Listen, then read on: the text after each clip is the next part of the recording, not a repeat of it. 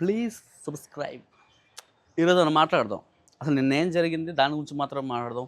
Welcome to my channel. This is Ram. Okay, యాక్చువల్గా మనం ఎపిసోడ్లోకి వెళ్ళిపోదామండి ఈరోజు ఎపిసోడ్ 89 అనుకుంటా. సో నిన్నేం జరిగింది అనేది ఈరోజు మాట్లాడదాం. నిన్న బిగ్ బాస్ ఎపిసోడ్ మొత్తంలో ఏం జరిగింది ఈరోజు మాట్లాడుకుందాం క్లియర్గా. అండ్ ఫస్ట్ ఆఫ్ ఆల్ ఏంటంటే వెరీ ఓపెనింగ్ లేగంగానే భరణి గారు సుమన్ గారు చిన్న అంకుల్ అంటే అరుగు మీద ముచ్చట్లు, ఊర్లో ముచ్చట్లు పెట్టినట్టు వాళ్ళిద్దరు కూర్చొని నీట్గా మాట్లాడుకుంటుంటారు గేమ్ కోసం, నెక్స్ట్ ఏం చేయాలన్న దానికోసం. అది బాగా అనిపించింది. సో నెక్స్ట్ గేమ్లోకి వెళ్ళిపోతే నిన్న తనూజ సెకండ్ ఛాలెంజ్లో ఫస్ట్ గేమ్ గెలిచింది కాబట్టి ఇప్పుడు సెకండ్ ఛాలెంజ్లో సెకండ్ గేమ్ కోసం సుమన్ శెట్టి గారిని పిక్ చేసుకుంది. సో వాళ్ళిద్దరూ గేమ్ ఆడారు. ఆ గేమ్ చాలా డిఫికల్ట్గా ఉంది, ఎందుకంటే అది ఫిజికల్గా కొంచెం స్ట్రాంగ్గా ఉండాలి. సుమన్ శెట్టి గారి కోసం మిగతా వాళ్ళు కూడా ఒపీనియన్స్ ఏంటి, ఈయన ఫిజికల్గా కొంచెం ఫిట్గా ఉంటారు కాబట్టి ఏదైనా ఫిజికల్ టాస్క్ లేదంటే ఏదైనా ఇంపార్టెంట్ టాస్క్ వచ్చినప్పుడు మనం సుమన్ శెట్టి గారితో ప్లే చేస్తే ఈజీగా గెలుస్తామన్నది అందరు అదే ఆలోచిస్తారు, అందరి మైండ్లో అదే నడుస్తూ ఉంటారు. సో ఈరోజు కూడా ఏమైందంటే Tanuja as it is Suman గారిని సెలెక్ట్ చేసుకుంది సెకండ్ గేమ్ కోసం. అది ఫిజికల్ టాస్క్ వచ్చింది. యాక్చువల్ ఆ టాస్క్ అనేది బిఫోర్ అని తెలియట్లా, ఎందుకంటే రీతు ఆడినప్పుడు మ్యాథ్స్ కోసం వచ్చింది, సంజనా గారు ఆడినప్పుడు కూడా ఫిజికల్ టాస్క్ వచ్చింది. సో దట్ ఎవరు మనం గెస్ చేయలేకపోతున్నారు ఎప్పుడు ఏ టాస్క్ ఇస్తున్నారు అనేసి. మేబీ క్యాండిడేట్స్ బట్టి కూడా వాళ్ళు గేమ్ డిజైన్ చేసి ఉండొచ్చు, దానికి కూడా ఛాన్స్ ఉంది. సో దట్ సెకండ్ గేమ్లో ఏమైంది, వాళ్ళకి ఒక పెద్ద ట్యాంకర్ సెటప్ ఉంది. సో పైన వాటర్ వేయాలి, అంటే ఎవరైతే క్యాండిడేట్ ఫైనల్ వరకు ఉండకూడదని కంటెస్టెంట్లు కనిపిస్తే వాళ్ళు ఆ ట్యాంకర్లో వాటర్ ఫిల్ చేయాలి. సో దానివల్ల బరువు అవుద్ది. వాళ్ళు ఇలా హోల్డ్ చేసుకుంటున్నారు తాళ్ళు పట్టుకొని.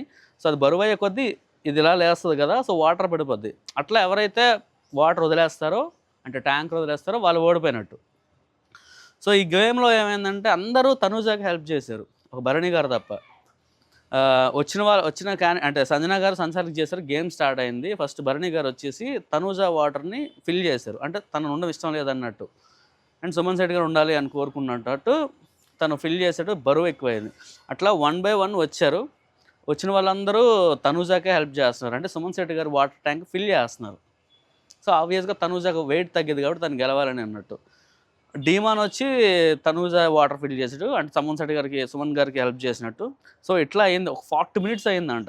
మామూలుగా మనకి షోలో ఎంత చూపించారంటే 12 to 15 minutes చూపించారు, కానీ వాళ్ళు డిస్కస్ చేసినప్పుడు అర్థమైంది ఏంటంటే ఆల్మోస్ట్ ఒక 40 minutes వరకు ఇలా హోల్డ్ చేసుకున్నారు. అంటే ఫిజికల్గా వాళ్ళు ఎంత ఎఫర్ట్ చేశారనేది మనకు అర్థమవుతుంది. మనకు 15 నిమిషాలు చూసినప్పుడు తెలియట్లేదు, కానీ ఫుల్ ఎపిసోడ్లో అంటే లైవ్ ఉంటుంది కదా, దాంట్లో వాళ్ళ డిస్కషన్లో తెలిసింది ఏంటంటే 40 minutes వాళ్ళు అలా పట్టుకున్నారని.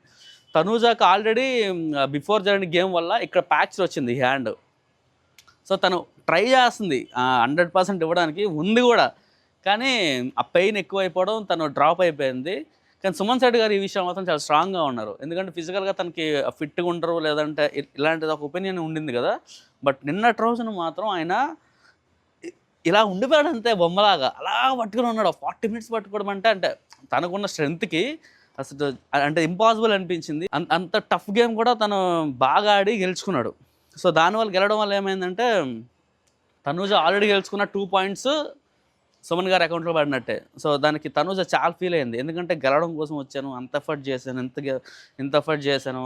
అండ్ ఆ గేమ్ కోసం తను డీమాన్తో కూడా ఫిజికల్గా అటాక్, అంటే ఫస్ట్ గేమ్లో ఫిజికల్గా కూడా ఇబ్బంది అయినా గెలిచింది. ఆ టైంలో తనకి హ్యాండ్ ఫ్రాక్చర్ అయింది. సో దట్ ఇంత చేశాను అయినా ఓడిపోయాను ఫీలింగ్లో తను ఉండిందనమాట. సుమన్ శెట్టి గారు బాగా ఆడారు. భరణి గారు హెల్ప్ చేశారు బాగా తనకి, సుమన్ గారికి. ఆ తర్వాత వాళ్ళిద్దరు డిస్కషన్ కూడా చేసుకున్నారు. సుమన్ గారు చెప్పారనమాట భరణి గారితో, అన్న మీరు లేకపోయింటే నాకు ఎవరు సపోర్ట్ చేసేవాళ్ళు కాదు, యాక్చువల్ గేమ్ స్టార్ట్ అయినప్పుడు నేను మిమ్మల్ని సంచాలకుగా పెడదామనుకున్నా, కానీ ఇన్ కేస్ పెట్టుంటే నాకు అసలు ఒక్కడ కూడా సపోర్ట్ చేసేవాడు కాదు. సో దట్ నాకు ఇప్పుడు అర్థమైంది, మనం ఎప్పుడు గేమ్ ఆడినా అంటే ఎస్పెషల్ నేను ఎప్పుడు గేమ్ ఆడినా కూడా మీరు సంచాలకుగా ఉండకూడదు, అంటే సంచాలకుగా ఉంటే ఎవరు హెల్ప్ చేయలేరు కదా, గేమ్ అబ్జర్వ్ గేమ్లో అంటే ఎంపైరింగ్ లాగా. సో హెల్ప్ చేయడానికి కష్టం అవుద్ది కదా. సో ఈ పార్ట్ తనకి బాగా అర్థమైంది. ఆ తర్వాత థర్డ్ ఛాలెంజ్ స్టార్ట్ అయింది.